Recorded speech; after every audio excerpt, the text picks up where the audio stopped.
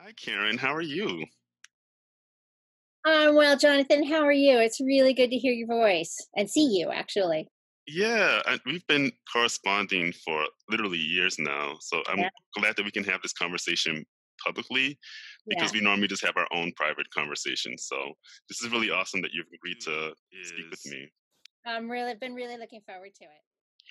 And so, actually, before we delve into your work on Underground, I want you to really just talk about how you started as a costume designer. Like, what's your career trajectory?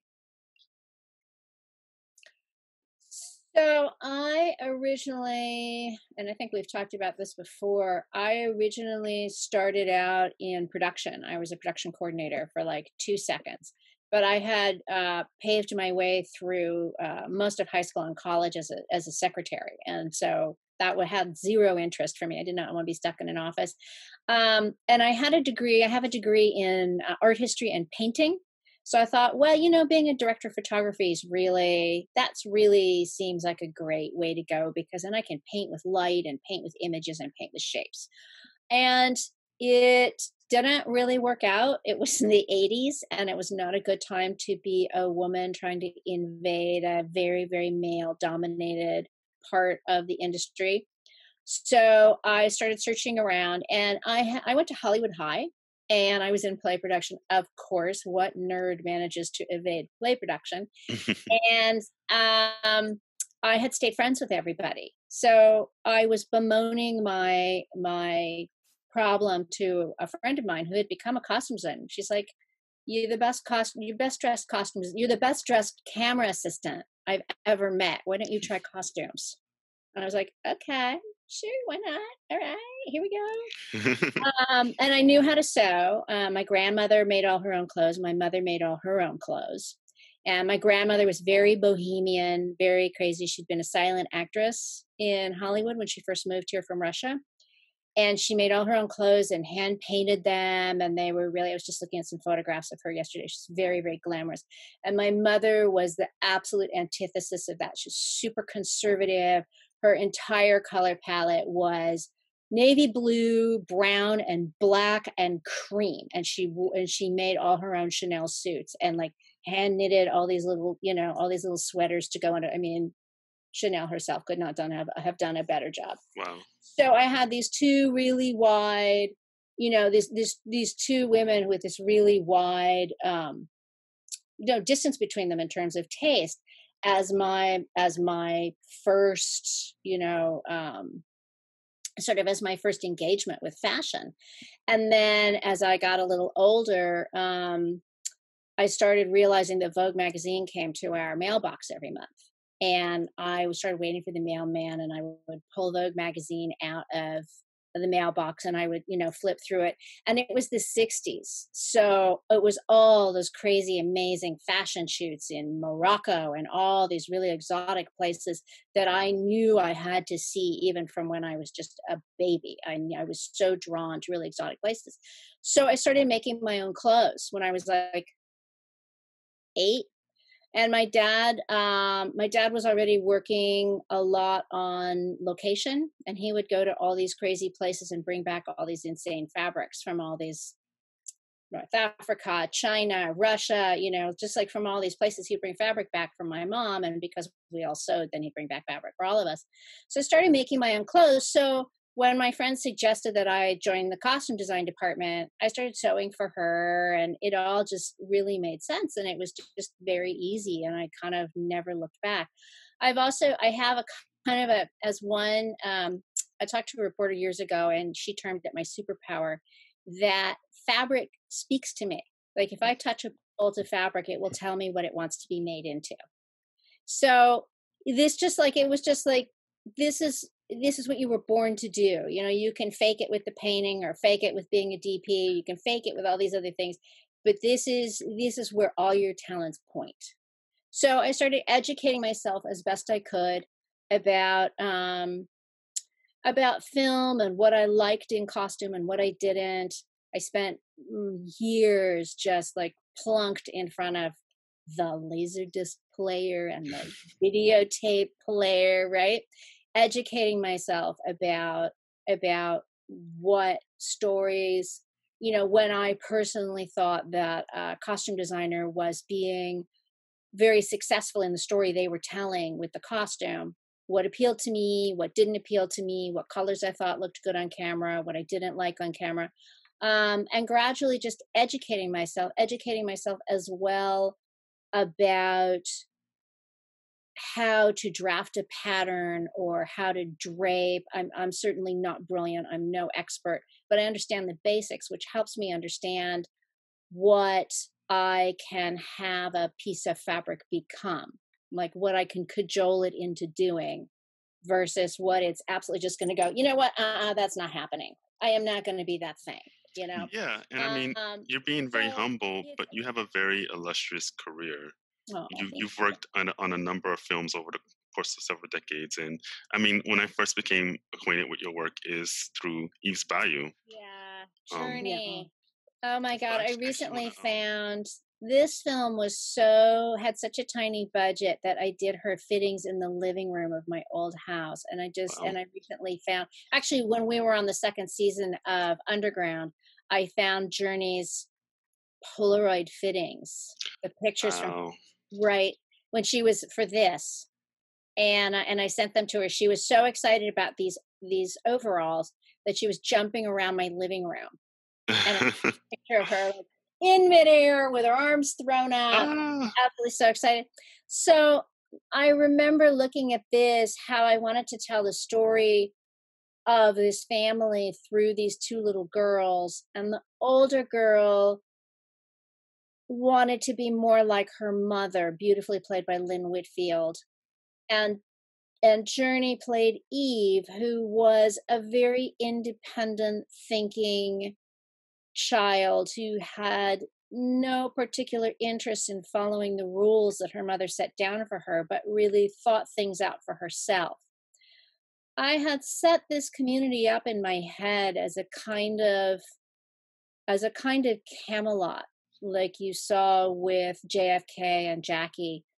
There, I had been reading right before this script came to me. I had been reading a lot about these various African American communities that were not closed off, but were very secure within their own social boundaries. I don't really know how to say it, but like I think of the town of Rosewood, mm, and there was part of Baltimore that had its very own um, African American community that didn't really didn't have much to do with the outside. They had everything they needed, much like of course New York, Harlem. mm. And I had been, of course, unfortunately, I wasn't taught about any of that in my history classes when I was in school. And I was delighted to discover these communities, just as I was delighted to discover there were Jews in the West, there were Jewish cowboys. All the things that I hadn't learned, I remember throwing a tantrum in my high school history class because the textbook was just all about white And men. And I was always frustrated that there were no Jews in the history books, that there were very few. I mean, you got like Eli Whitney and the Cotton Gin, and Mm. you got maybe a faint mention of Harriet Tubman way back in the in the whispers over your Mm. head somewhere. And that was like that was it. And for an enslaved people who were brought to this country, who contributed so much to the growth of this country and to our economic welfare, I knew even then, before I knew as much as I know now, I knew that something was really missing from the history books. So I had been doing all this reading, trying to like figure out what else was going on that I didn't know about. So I had just kind of discovered these communities, and I had discovered the migration to Harlem, and then I got this script. And so all of my love for this new topic, as I was talking to Casey over the phone, all of my love for this new topic and all of my love for this community that I saw as a semi-isolated, all Black community out here in the woods that had nothing to do with white supremacy or Jim Crow, or that they just built this community that was as safe as it could be because they had everything they needed. They had a doctor, they had a lawyer, they had their own grocery store. Um, so within this sort of Camelot, I then placed all these beautifully dressed characters and made them as fashionable as I could.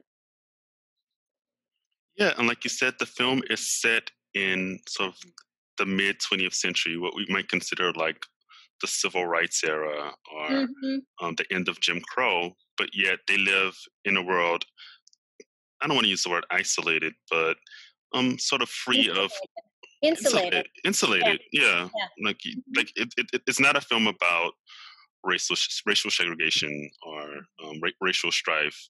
It's more like a coming of age story and like Mhm. sort of a story about like interpersonal trauma within this sort of Yeah. well-to-do Creole family in South Louisiana. And I think you do Mhm. a really good job of sort of painting a picture of this sort of insular, I did my elite very best to make Black them family. as beautiful and Thanks. fashionable. Thanks.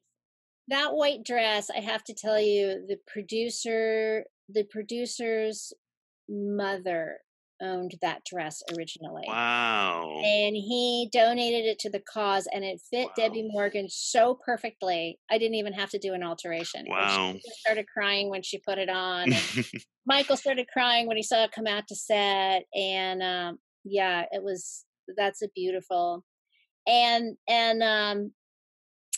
that prom dress of it had been originally a prom. It was a vintage dress that I found. We had so little money for this movie, Mm, so which is not always as dire as it sounds. I mean, you get to be tremendously creative when you have no money mm, because people are not, like when you do a huge studio film and you have all the money you need, you make, an exquisite dress from scratch with out of very expensive fabric, and the studio's like, well, that's beautiful. And what else do you have to show me?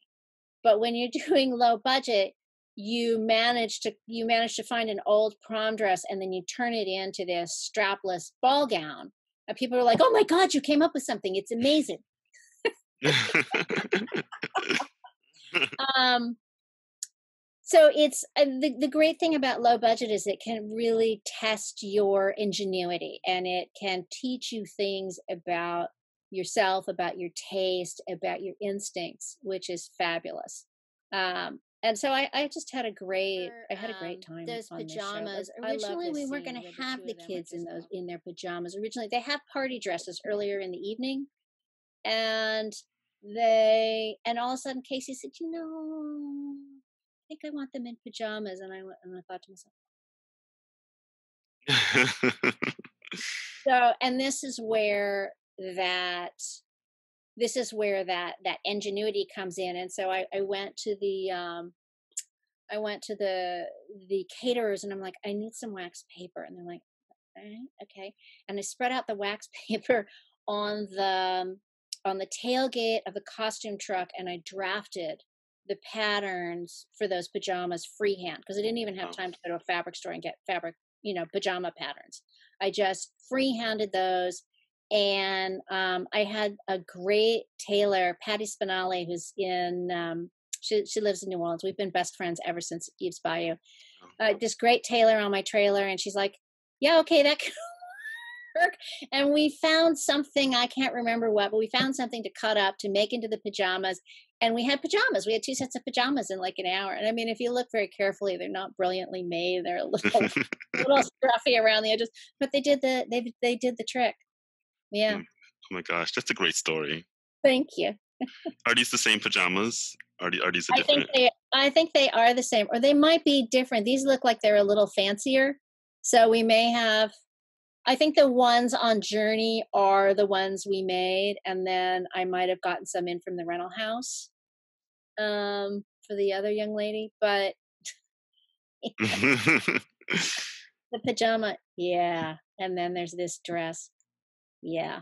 That dress is I remember I remember having a vision of them almost in a dream of them walking down this road just and I went to Casey and I said they have to be walking into town to do their marketing in gorgeous gorgeous dresses and high heels with their makeup done and their hair done because they would never leave the house any other way.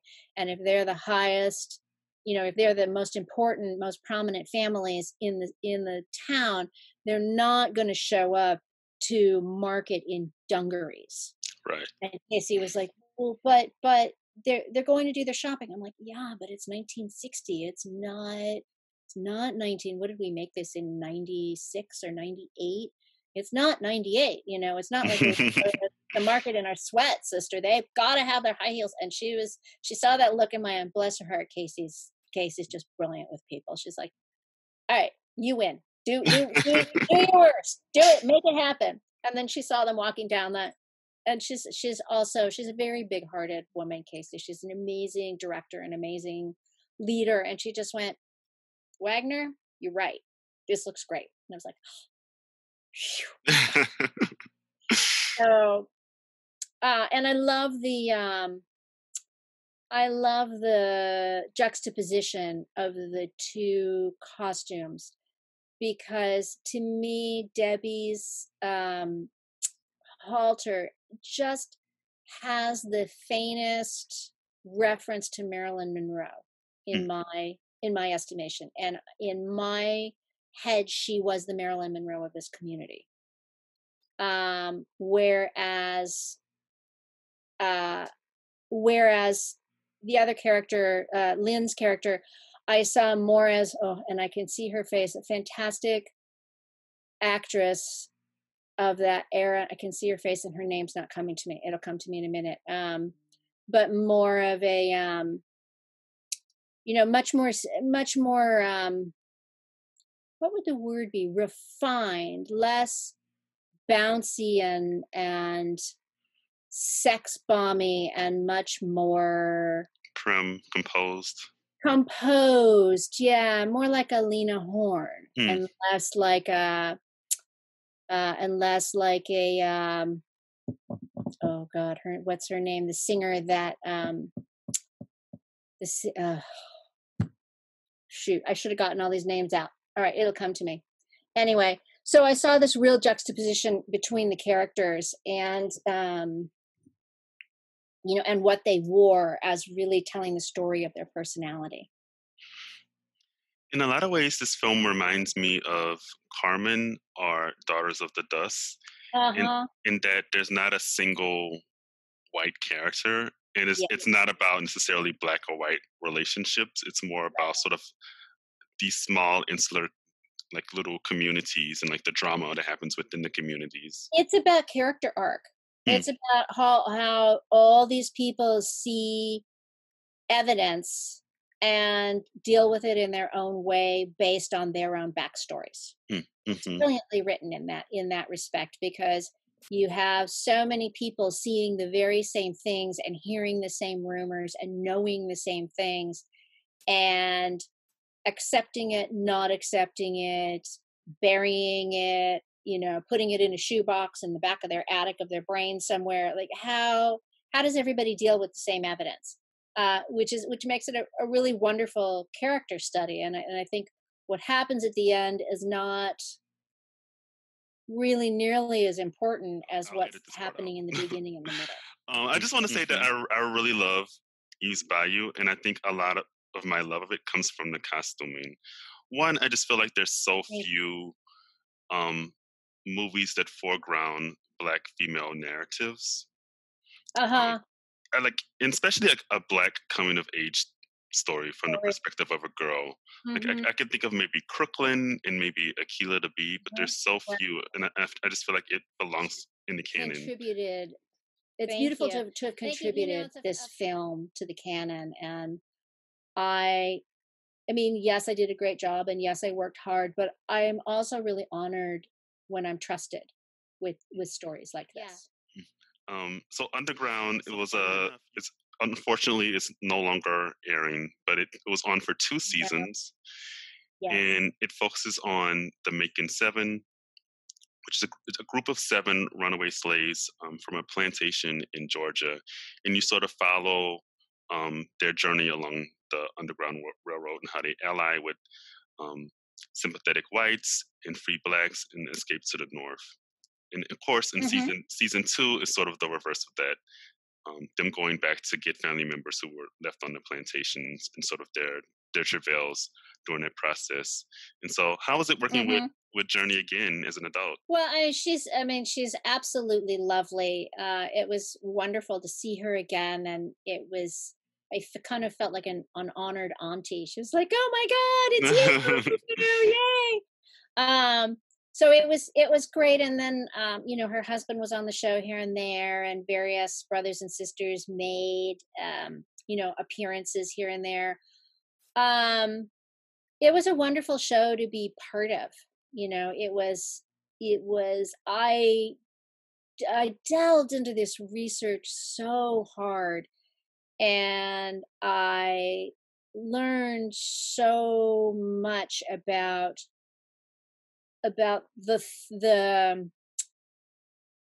bits, and as much as so little of this history comes down to us, unfortunately, because enslaved people were not allowed to learn how to read and write. So there's a few narratives, of course, which I read, and I read some of Frederick Douglass, and I read about Harriet Tubman, who also makes a huge appearance in season 2, and that for 7 slaves who were escaping from the Macon plantation, or a plantation in Macon, Georgia, you never knew who you could trust, because there were black slave hunters. It was a way to make a living. So there were people who'd been freed.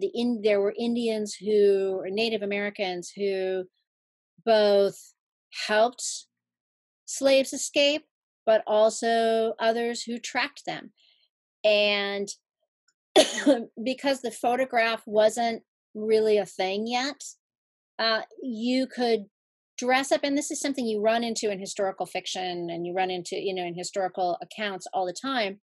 You could dress as someone different, and because people were so dependent on their idea of what clothing could tell them about a person, that a woman could pass as a man, that a man could pass as a woman by putting on the opposite clothes, and no one would question it, because the mores of society were much stricter then, obviously, than they are now. Mm. And um, because if you could steal a suit, there's a scene at the end of the first season when Journey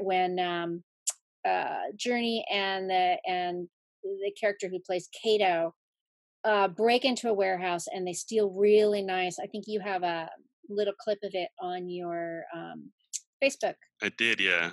And so I was looking at it yesterday, and they steal these really beautiful clothes, and they put up their hair. Not, they comb their hair. They make themselves look very nice, and they show up and pretend to be from a completely different class, and they're completely believed just based on what they're wearing. Mm, Which mhm, puts the onus of so much of the storytelling of a show like this on the costumes, mm. on me, to make sure that I have as every single detail as right as I possibly can. So this show was a tremendous gift, because it used up every single thing I had daily, and an honor and a joy. Yeah. And one great Because detail when I got is your yeah. decision to make the enslaved domestics liveries out of the same material as the wallpaper in the big house. And I thought that was a really, really, really innovative, creative way of dealing with the condition of enslaved peoples. Yeah, this ended up being a very interesting choice. It wasn't completely my decision. It was based on Anthony Hemingway, and a few other people were in the room, and we were going round table, and we all kind of came to this conclusion at the same time. The production designer painted all the walls this color, and the draperies were out of a fabric that was similar. Mm, And while originally the intent was to show that the mistress of the plantation could dress her girls this way as if she was playing house, the actors then did what actors do, and they made it work for them, in that they could communicate with each other, and they could sort of hide so many things they were dealing with behind this livery. mm. So to the mistress, they were just more furniture, right? More furnishings for her beautiful home that she could spend all the money she wanted to. And for the house girls, it was a way of being furniture while at the same time they were communicating various things, shooting each other looks, hiding emotions, hearing things at the table because the the owners of the plantation would discuss things, having thus relegated the people they enslaved as furniture in their heads. They felt free to talk freely in front of them.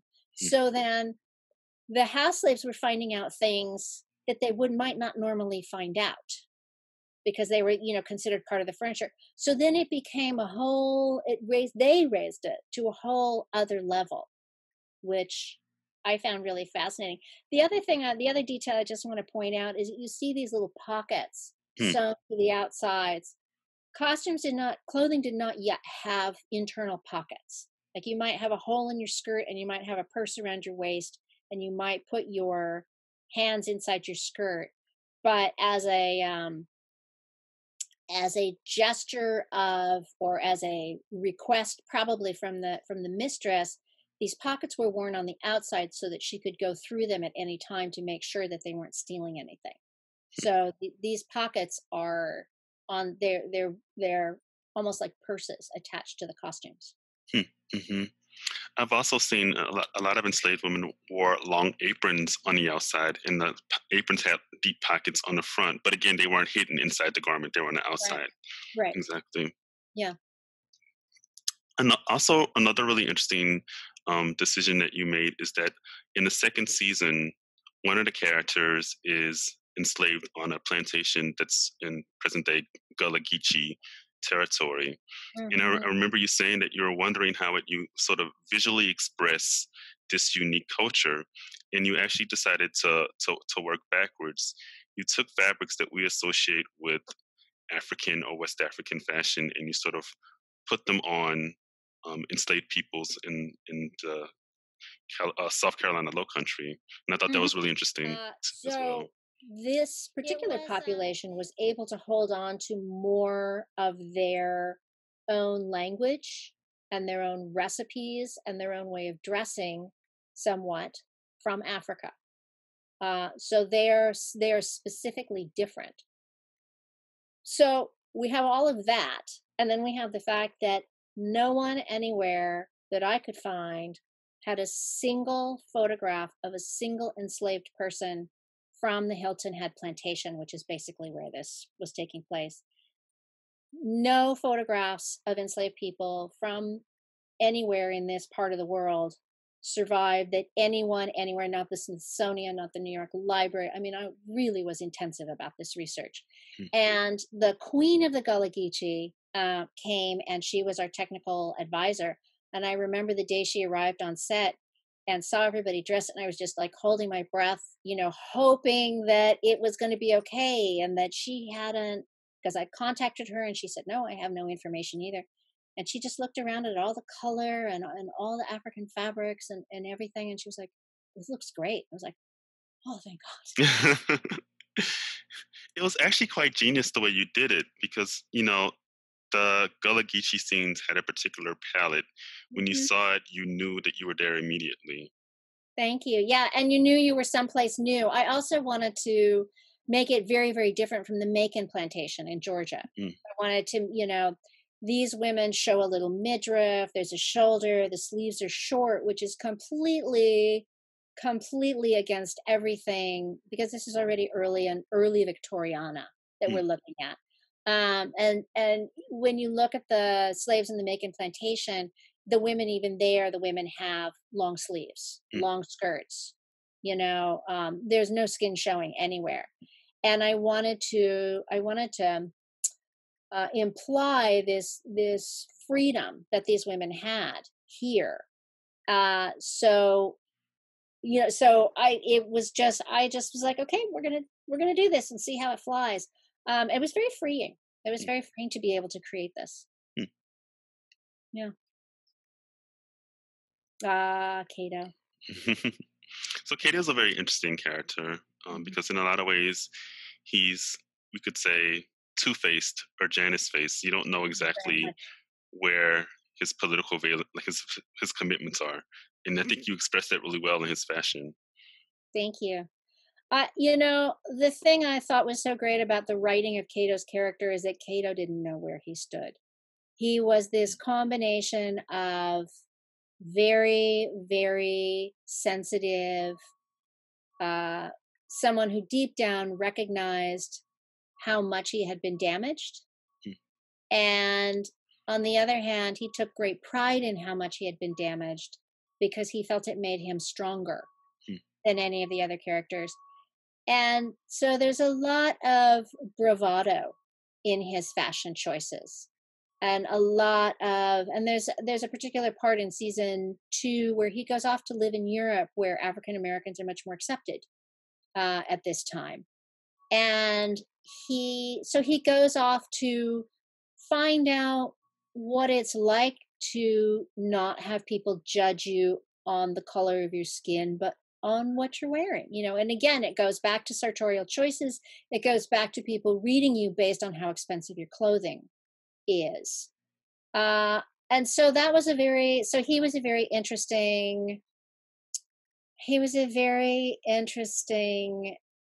exploration for me. What makes a man, how far can you go before it's too much, because he's got all the money in the world, right? He's got that whole he's got that whole Wells Fargo full of money that he can spend. So how far can you go before it's too much? What are your own, what are your own proclivities? What do you like and what do you not like? What uh so like in this photograph I'm looking at, and I think I remember thinking this, or maybe I am making it up right now. But while the outer coat is very luxurious, the color of the waistcoat and the hand blown Venetian glass buttons on his waistcoat speak to an inner dialogue, and they speak to an inner wealth that you only see flashes of with this mm. character. I mean, I thought this actor did a really great job. All the actors did a fantastic job in with these really well layered scripts they were given. Um, and so based on conversations we had when we'd read the scripts, and I was creating various costumes for various scenes, I was able to create these very well layered costumes for these characters. And I think this really speaks to them. It's kind of impeccable in a certain way. Mhm. Absolutely. There's a very famous story, and I regret that I don't remember the people's names, but there's a very famous story about about a man and a wife escaping slavery. Oh, Uh, William and Ellen Craft. yes, thank you, thank you. And she dresses her husband as a valet, and she dresses herself as a young freeman, and they escaped that way. And this was and we never found, I know that the writers never found a way to work that story into the narrative of these two seasons. I think they were hoping that maybe by season 3 or something they could get to that. But that was my jumping off place for Journey's costume here. And again, that goes back to this thing I've been mentioning, where people prejudge who a person is based on what they're wearing. And there's a beautiful scene in Harriet, Casey's recent um recent movie, where there's a scene on a bridge when a woman is driving it might have been Harriet herself, driving a wagon full of concealed escaping slaves. She's driving it across a bridge, and they stop her, and she basically says, "Oh," and she's dressed as a young man, not affluency, but like a middle class, like definitely not wearing slave clothes, just dressed very middle class. And she says, "Oh, well, I'm the natural son," meaning bastard son. "I'm the natural son of this local landowner." And she was the natural daughter of that landowner, plantation owner. And they let her pass because she's dressed as a boy. And they're like, "Okay, yeah, she sure looks like him. Sure, go." And this is a similar kind of story where you dress as a young man and people look at you and they say, well, she doesn't, he doesn't have a beard yet, he doesn't have facial hair yet, so he must be only 13 or 14 years old, and he's small, so he must be young, but he must be a man because he's dressed as a man. Mm. And so it enabled me to hide Journey's real pregnancy, but it also worked for the story, that because this is where she begins to help Harriet Tubman. And also, one thing you had the privilege of doing in both this series and Self Made, which you're going to talk about later, but you get to costume prominent African American figures like Hmm. Harriet Tubman, Hmm. Frederick Douglass, Ugh. W.E.B. Du Bois. So, how is it that sort of recreating these characters? And a lot of these characters we have are figures, we have images of them, we have a lot of photographs of them. But in the case of like Harriet Tubman, we only have like four, Or, five. yeah, right, including that one that was just discovered in somebody's Yes. carte de visite collection. Yeah, yeah. Um, it's nerve wracking.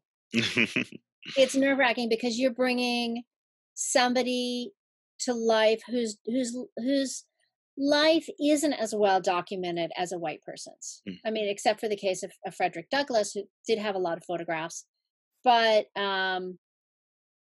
you, I have to say, I remember really blowing these photographs up and looking very hard at, especially Harriet Tubman, looking at their eyes, because you can paste a smile on your face, but your eyes will tell the whole story, and it won't necessarily match what your mouth is saying. Mm-hmm. So I spent a lot of time looking at people's eyes and sort of trying to reach beyond the veil, um, into a different time than my own, and try and understand what these people's eyes were trying to say, or even trying not to say.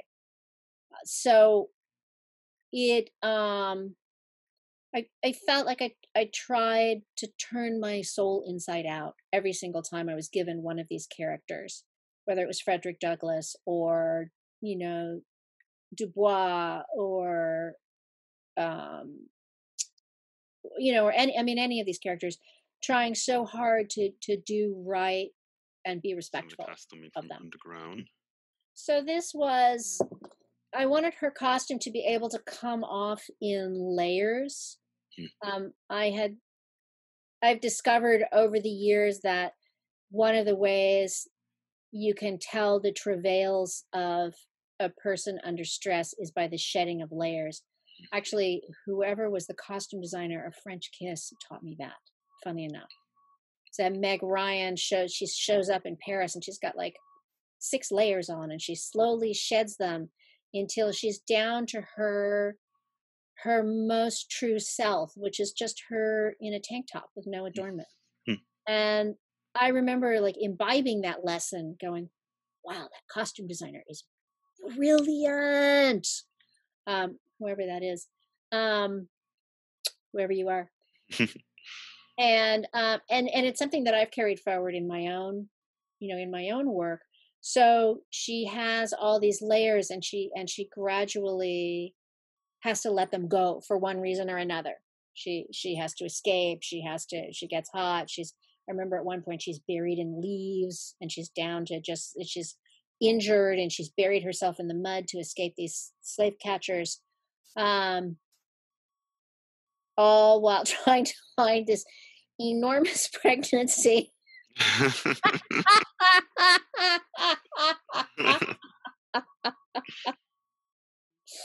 So the prop guy was very helpful. He always had like a basket of laundry or a potted plant or something for her to carry around when she was in a dress or something, and there was just only so much I could do to hide it. Yeah, but yeah, okay.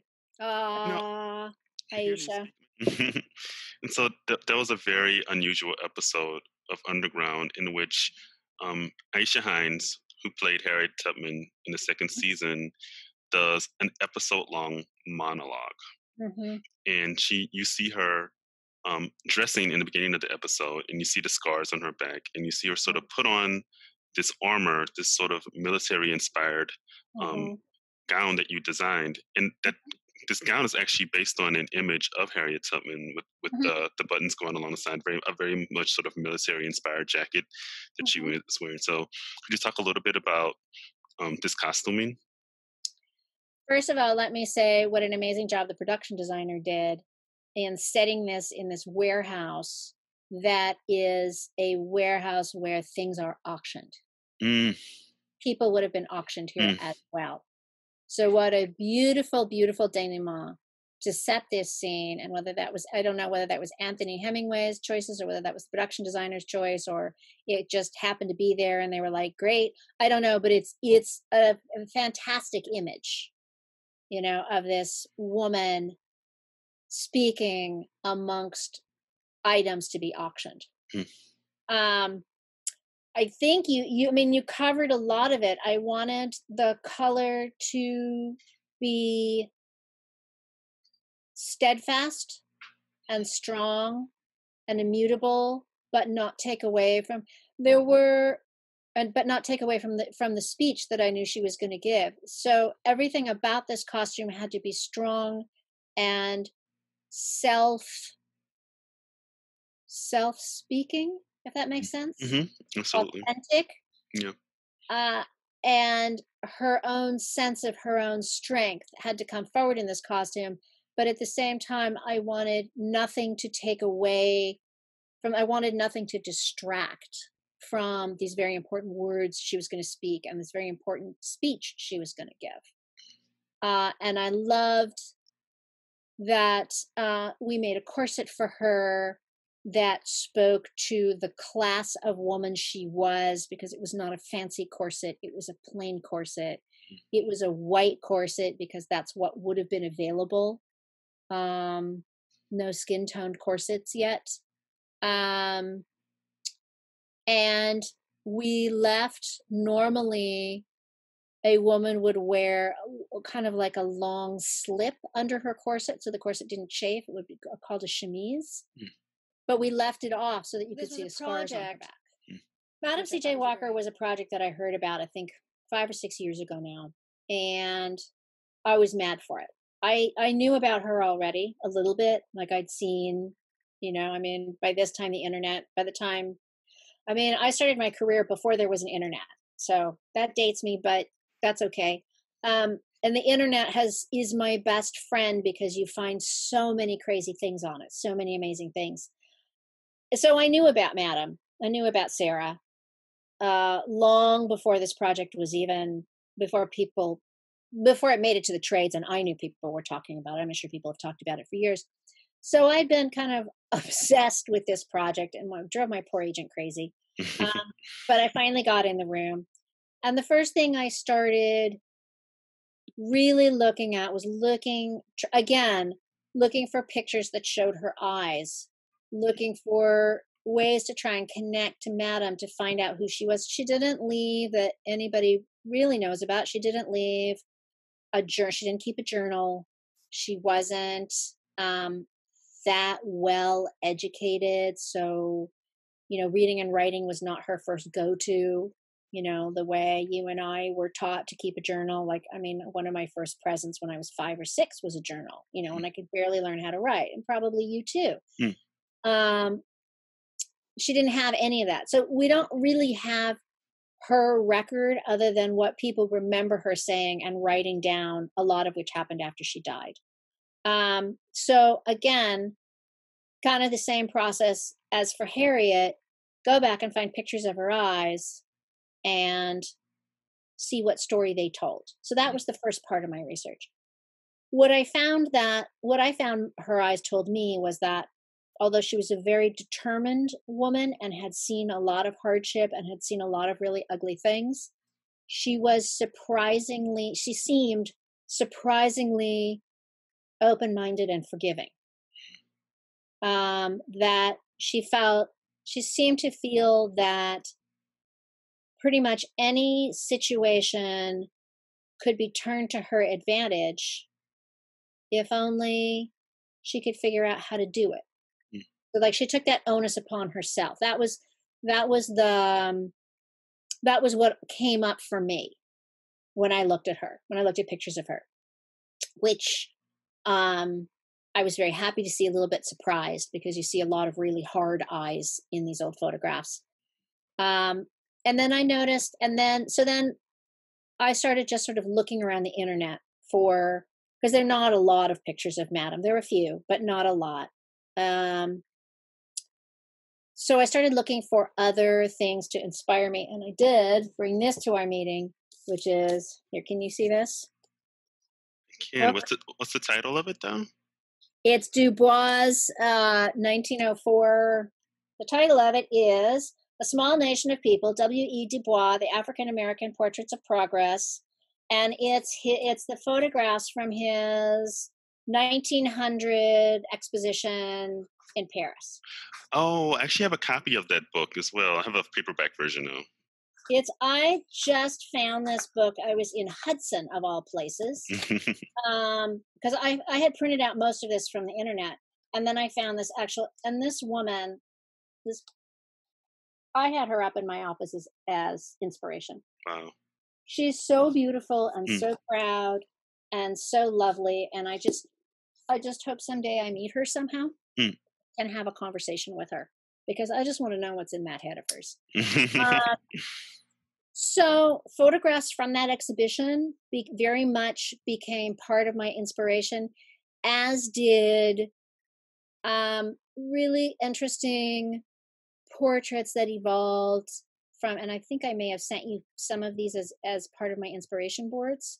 Um, Contemporary fashion portraits that combined elements of um, African pride with Western dress. For Sarah Breedlove was born in 1867. She's the first child of this couple that had been freed from at the end of the Civil War, in emancipation, freed. They were still sharecroppers. She grew up absolutely dirt poor. She was married at, I think, 16 or 14 for the first time, and found herself a widow with a child at 16, and had to go live with her sister. Just incredible poverty. This woman came from incredible poverty, um, and was determined to make something of herself, just unstoppable. So when we start the show, she's a washerwoman, and she's wearing, just like calicos and things that are not going to fall apart easily, clothing that can take a lot of abuse. And then as she starts to make some money with her hair grower product, we see her gradually, as she becomes more affluent, she can afford, a suit that she goes out to sell in that's not great, but it's definitely not washerwomen clothes anymore.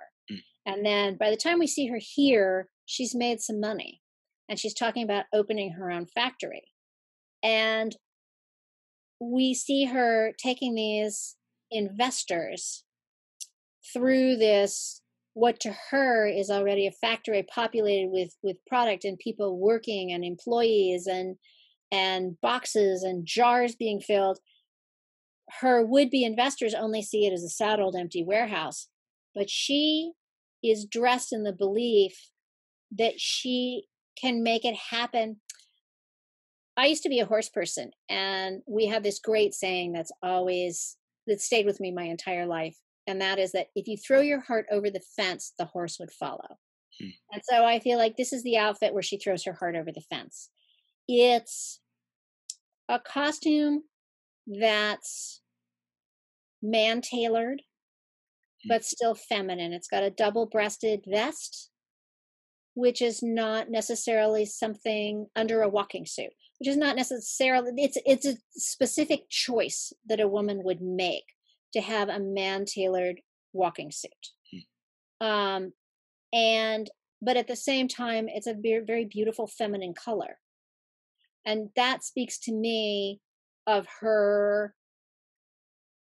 decision to say, yes, I can run a business, and I've got a very good head on my shoulders, and I'm good with numbers. She must have been very good with numbers in her head. She must have had a natural gift for it.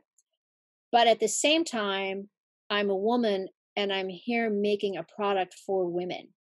And let's not forget that. Um, so this costume, that's what this costume was intended to Never represent mind. to But me. all right. You know what I Lelia. find interesting about this Yeah. costume? So we've spoken about this before, but I find very often that when a first generation of parents, or a mother in this case, is setting up a comfort level and an independent level of wealth, um, Sarah worked her fingers to the she worked until her fingers bled, literally, Mm, to make extra money to send Alelia to school so that Alelia would read and write and Alelia would never have to be a washerwoman. mm, She was absolutely determined that Alelia would have the chances in life that she didn't. mm, She also sent her to a church school run by women far more affluent than she was. And she worked to raise that extra money to send her to the slightly more expensive school, so that Alelia would be friends with these girls, so that she would, marry up or have, socially higher friends than Sarah could access at her level as a washerwoman. So with that kind of affluence, or at least level of comfort, you have a new generation of young people that don't worry about food on the table and don't worry about shoes on their feet and take more chances in life, which is, of course, exactly why our parents gave us this security, is so that we could take more chances. Um, so I reflected this in Alelia's fashion choices, where she takes more chances. Her costumes are more colorful in a more playful way, mm. that her uh her silhouettes are more timely, like they're more on point, whereas Sarah always seemed to wear things that could last longer if for some reason her fortune forsake her and Mm. she ended up, down in the dumps again. Her things would stay in style for more than 1 year, whereas Alelia's fashions were always of the moment. Mm. Like anytime you find there are more photographs of Alelia, and whenever you see her, she's dressed in whatever is current at that moment. She doesn't wear old clothes. Quick question. I think Tiffany Haddish is hilarious. Was she Hmm. fun? Was she funny during the fittings? Oh yeah, she was great. She She came the first fitting she came for, she had come from some performance somewhere, I can't remember, and she had been up all night. She had Oh, wow. literally been up for like 36 hours or something, and she came to the fitting, bless her heart. I was like, do you wanna go back to the hotel and grab a cup? She's like, "No, ma'am. I committed to being here for a fitting, and I am here for a fitting." Like, God bless her, she did. She did the fitting. We did, everything that we could get through and what we really needed for the first couple of days of filming. And I held a plate of berries, like fresh berries, and she just kept piling them into her mouth for the sugar in them, just to like keep going for a few minutes. She was amazing. She was amazing. Always funny, always cheerful, always happy, always, she was just great. Yeah. Always just funning around, swanning around. We put on something. She loved her costumes. She really did. And she found a lot of her character development in the costumes. Mm. So she would sometimes, she'd just like, she'd love a costume so much, she would just put it on, leave the dressing room, and just go swanning around, because the fitting room was right next to where I had my tailor shop. So she would put the costume on and she'd go swanning around. She'd say, "Thank you for this costume." I'm, "Don't thank me, thank them. They're the ones out there, sewing their little fingers off." And she'd swan out there and she'd go, "Look what you made me. Aren't you amazing?" She was hilarious. She was great. Yeah. Yeah. We had a good time. Ah, this. So these fantasy sequences, there's 3 or 4 of them. One was that boxing scene in the first episode, and then this is connected to that photograph we were just looking at. This is the warehouse. Hmm. So this is where in her dream sequence, in her imagination, these are all women who are already working in her factory and already selling her Madams and Miracle Hair Grower. And they're all tap dancing, and we shot it in this abandoned warehouse, which when you turn real lights on, it was very clearly moldy and run down. So when you put on all these beautiful pink gels and everything, it really looked magical. Hmm. Great choice by the showrunner and the producers and the directors and the production designer. Really great choice. So this in her mind, this is what's happening when she looks at the factory, whereas the investors are just seeing this abandoned building. This is the okay. So this was a sari, and I use saris a lot on period shows because you can get really beautiful fabrics, and you got like 8 yards, which is usually what you need for a period costume, 8 to 10 yards. So I happened into this one particular shop in Little India, in Artesia, and they pulled out this hand embroidered, and I was like, I'm not really seeing what I want. And they are such obliging shopkeepers. They will show you everything in the store, trying to find something that you might like. And the owner pulled out this hand embroidered sari with all these birds, and I didn't know what it was going to become yet. Um, but I was absolutely enthralled with this sari, and I was like, oh, I must have that. I must have that. I don't know where it's going to be, but it's going to be somewhere. And then as I was going through, I have this insanely huge kit, which producers complain about, but it goes from show to show. And these red patisserie tassel-y things were actually left over from Underground. I never used Wow. them. So I hauled them out, and they matched the red and the birds perfectly. And I'm like, there it is. This is the outfit she goes to the business congress in. There it is. Now here's some red ribbon, and let's make a hat and blah blah blah. But I wanted her to, again, it's similar to what we were talking about in the other costume. She had to that she goes where she goes with the investors. I wanted her to really stand out. So most of the men are in very dark suits. I remember giving the mandate of olive, brown, navy, and charcoal. And those are what the men's suits would be, so that when they open that path and she walks down it, this blue suit will stand out as color-wise. It's a beautiful color. It's a color, to me, that's the color of hope. But it's also, again, a very feminine color. And I happen to think that she looks really great in this color. Mm-hmm. So it's all those things combined for this. But most importantly is that I really wanted her to stand out, is as very proud of this moment in her own life where she was coming to this Congress to try and get this moment, and having no idea that she was going to be refused, right? Which is a whole other layer to this whole story. Thinking that she was going to be able to speak on stage.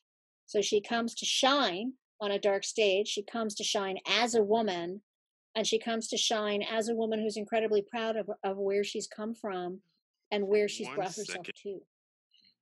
All right, Karyn, this has just been a delight. You're so brilliant, and I've really enjoyed talking to you about your practice. But as we conclude, do you have any things you want us to end on? Any concluding thoughts? I think that one of the things that I always approach costuming for everybody, but especially for communities that haven't had as much representation as others, is I'm always trying to fight preconceived ideas about that population. And I'm always trying to suggest that every single person on the planet is an individual and deserving of thoughtfulness, and respect. And it doesn't really matter whether I'm shooting in India or Morocco or Savannah, Georgia, that every single person be accorded the respect of recognizing them as an individual. And that I do partially with imagination, partially with historical research, and partially imagining myself in their own shoes, and partially with the covenant that I have with our watching audience, which is what clues is the watching audience going to understand that I'm giving them? You know, how do I provide those clues that the watching audience can go, oh, okay, it's this person or it's that person. You know, do they prefer Chanel or do they prefer Versace? Mm. You know, it's like that. Are they poor? Are they rich? Did they go to college? You know, and these are all visual clues I can give the audience. And I need to tell as much of a person's backstory before they start speaking as I possibly can. And that I do with clothes and hair and makeup. Those departments do the awesome job that they do with that as well. Well, I have to say you do it expertly. Oh, You are thank such you. an inspiration, Thank and you. I've always admired your work. So I look for. Actually, you know what I want to ask you before we end? Good. I want you to talk. Well, I was like, okay, this is it. Oh, but wait, one more thing. No. I want you to talk about Free Rashawn because that's. Oh, that project holds a special place in my heart. It's well, you know the story, right? It's Hmm. about so I it all takes place on one day. So every detail has to be super perfect. And one of the things that I figured out that we could do, and Seeth Mann was the director. He's amazing. And Antoine Fuqua is also amazing. Great, great guys to work with, very collaborative. And what I wanted to do is tell the story not just of Ray Sean, but also of New Orleans. Mm-hmm. So, what happens in a siege is the closest people, the closest police, you know, or military, whoever's closest comes first because they just need guns. Then those people either stay or they're replaced by people from further away. So, for instance, when I did Waco, it started with just local sheriff, FBI, ATF. By the time the siege was finished, there were some 22 or 27 different kinds of military. Border patrol was there, and like all these different. So I wanted to do a sort of a miniature version of that of Free Ray Sean. So by the end of the day, you had canine, you had the mounted police, you had sheriffs from various different parishes that were there. Um, and by the same token, the people behind the barricades changed. So at first, you just had the people in his neighborhood. And then as his tweets got out, you had liberals who showed up. You had, people who were, you had the Black Lives Matter movement show up. You had all these different kinds of people show up as the day progressed, as people got off work, as they heard about it. So that was the history of New Orleans. In terms of Ray Sean himself, he had been in the military, so he's a very proud young man. He's got a very military put together bearing, but he can't hold a job down because he has PTSD, and we all know that our government has let those people down very severely. So the only job he can really hold down is at an all-night fish fry. So we gave the script to, I think it's Jean's Po' Boy, which is an actual po' boy restaurant in New Orleans, in a not so great part of town. And they let us use their actual logo. So he's got this fish fry uniform on, and he does most of the show in this fish fry uniform. And again, I did my fabulous borrowed layering thing, to show him progressing. But it's a beautiful, honest story. Stefan James and Lawrence Fishburne are fantastic. they're layered. Neither one of them is a perfect soul, and neither one of them is beyond hope of redemption. Mhm. So it's a redemption story for both of them. And it's just an incredible script, lovingly and thoughtfully directed, lovingly and thoughtfully portrayed, and I'm really so proud to have been a part of it. Great. Well, thank you so much. You've Oh, been thank so you. generous with your time, and Oh, me too. I always enjoy our conversations, and I'm inspired by your work. So thank you for being an inspiration, and thank you for sharing your work with us. It's all my pleasure. Thank you so much for your time, and thank you so much for picking me as a subject. Oh, of course, of course. All right, Okay, my friend. We'll talk soon. talk to you later. Okay.